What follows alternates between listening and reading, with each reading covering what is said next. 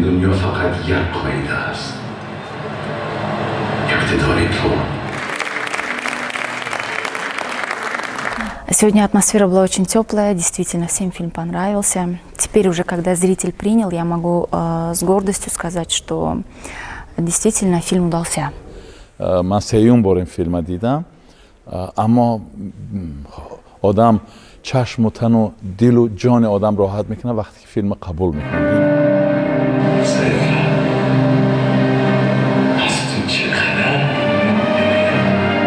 برای ثبت فیلم سیاره رنگ وضع میکند زیاده از 450,000 تومان مبلغ صرف شده است و این مبلغ یک قسم از جانب حکومت ولایت سوخت و یک قسمش از جانب صاحبکاران مبلغ گذاری شده است.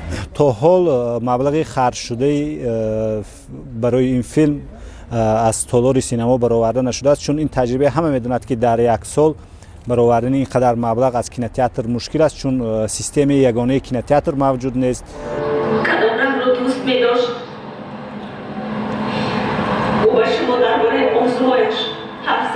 بلیط هایی که فیلم های 3 سالی تاجیک فیلم هست آنها با نرخ های معین است که بلندش تا 5 سامان است. وقتی که نرخ برای مردم دسترس است واقعا مردم میباید راحت در تالارهای خوب فیلم های تماشا میکند.